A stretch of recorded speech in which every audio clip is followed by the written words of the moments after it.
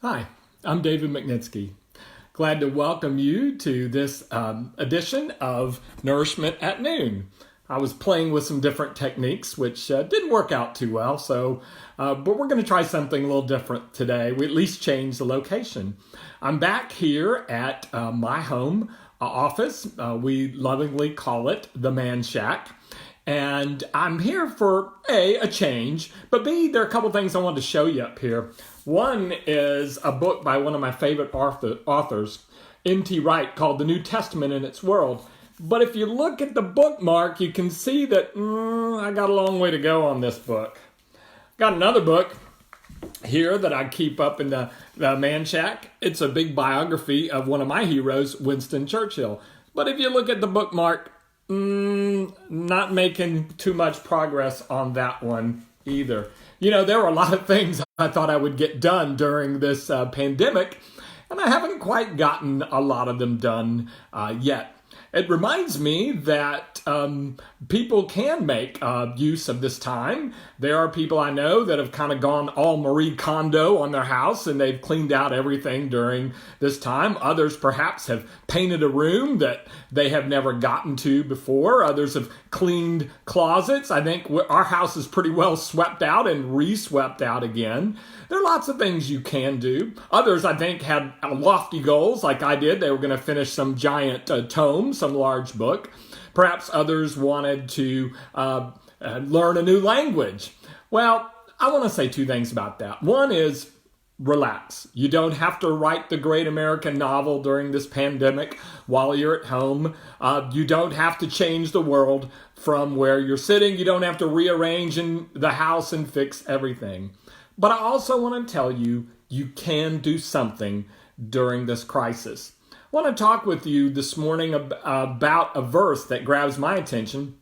It's in the 23rd Psalm. You'll recall that Psalm, "The Lord is my shepherd, I shall not want. He makes me lie down in green pastures. He leads me beside still waters. He restores my soul." And then this, "He leads me through the valley. Though I walk through the valley of the shadow of death, I will fear no evil." It's interesting when you think about walking through the valley. It's interesting to me that the Bible didn't say when I walk around the valley or when I hover above the valley, but it talks about when I walk through the valley. It seems that there's no way around the valley, no matter how deep or strong or great our faith is. All of us are fated to go through the valley of the shadow. And so what I want to talk with you today is about going through it, through this valley of the shadow during this time of crisis. You've probably heard when it comes to many things that the only way out of them is through them. And I believe that is true when it comes to this crisis. So I want to talk with you about a way that maybe you can spend some time. Some of your time. And I think about it when I heard about a documentary called Facing the Storm. Documentary is about Buffalo in Montana and what they do when a storm hits. And one of the surprising things is they don't walk away from the storm, nor do they just stand there and hunker down in the storm. They actually walk into the storm. Because as the documentary points out, one of the things they learned is that by walking into the storm in the direction of the storm, the duration of the time that they are in the storm is actually less than the duration would be if they were running away from the storm or if they were just standing still in the middle of the storm. So I want to talk with you this afternoon about walking into the storm of this pandemic. There's an old leadership maxim that goes like this: never waste a good crisis. And so I would say, first of all, there's probably not a way to minimize the time in the storm that we're going to have to deal with this pandemic. And one of the things that I would say to you about that is that one of the things we can do is we can wash our hands, keep good social distance. We can pray for those looking for a vaccine. Those are things we can do about this real life pandemic. But what I want to talk about is the metaphorical storms, the storms that we feel in our life that I think this pandemic is bringing to the surface. Storms of different feelings, whether they're anxiety or fear or despair, a sense of helplessness, a sense of rejection or failure, or even a sense of grief. And if we will walk into those storms during our time of this pandemic, I believe that it will maximize our time in such a way that it will minimize some of those feelings when the next storm comes through, because the next storm will come through, whether it's another virus or whether it's to us, this will happen another. And so I want to talk about minimizing that storm by maximizing our time in this storm. And so here's my suggestion for you. And that is that you look deeper into the feelings that are hard for you during this pandemic. Oftentimes we talk about, generally there are four kinds of feelings. There's mad or sad, glad, or even scared or afraid. And what I'm going to invite you to do is to look into whichever one of those feelings that you're having at this time and begin to explore it. And to do this, I would suggest two things. One is that you reduce a little bit your intake of information, whether it's the coronavirus or how to be a good or better person or whatever we often will listen to or watch that's important. But we want to take some time away from that and spend some time actually with ourselves and ask some good questions. The first question I want to ask is, what am I feeling right now? And I think part of what I'm feeling is I would identify as loss or grief. Some of the opportunities that I thought personally I was walking into in January or our church was going into in January seem to have slipped by a little bit. I also have a little bit, I would say, of anxiety. Am I up to this situation? What can I do?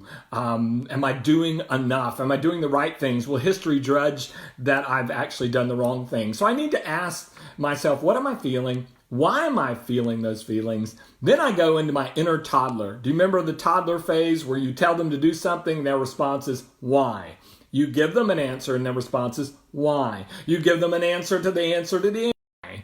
And so I'm inviting you to, what are you feeling? And then say, why? And why am I feeling that way? And continue to dig deeper. And as you do, I believe you'll find perhaps some of the lesson that you can learn during this storm, which will help you in a later storm. I think of it another way. Do you remember Luke? And the episode of Star Wars called Return of the Jedi. So he says to Yoda, so I'm a Jedi now. And Yoda says to him, no, first you must confront Lord Vader. Then a Jedi you will be. There is a Lord Vader, I think, hunkering down in the bottom of my life. And I have to ask myself, what is going on there? What is deep in my life that's driving anxiety, that's driving fear? And what I find is that dark shadow or presence in my life is often a sense that I'm not good enough, that history or others will look forward and say, you didn't do it right, or you didn't do it well, or why didn't you do something else? And here's what I want to tell you, that if you're anything like me, the Lord Vader in your life is that inner critic, that inner voice that says things to you that you would never let anybody else say to you, and you would never even say to anyone else. It will suggest to you that there are issues and that there are problems, even when they are not there. And so for me, that inner voice often says, I'm not enough. But the truth is that I am enough, and that in God, in Christ, I will always be enough. And if you dig deep enough, you'll find out what that voice is and what it's saying, and then I hope you will speak God's truth to that voice, and you'll begin to learn the lessons that the storm has to teach you. Elizabeth Gilbert author of Eat, Pray, Love, talks about a story that influenced her. It's a story of the Dalai Lama tells. The Dalai Lama says that when they were fleeing persecution from the Chinese, he noticed that his teacher, instead of running with them, turned and faced the enemy and walked back into them. And I wonder if this time of reflection, this time of crisis, this time of sheltering in place, gives us an opportunity to look for and discover the enemies that are within our own soul so that we might walk into them and with the power and grace of God defeat them as we expose them for the liars that they are. So I pray that during this time you will use your energy to bless and help others, but you'll use this energy to bless and help yourself by looking deep into what you are feeling and in speaking God's truth to those feelings. May God bless you, because even though you're staying at home, you can still take a journey.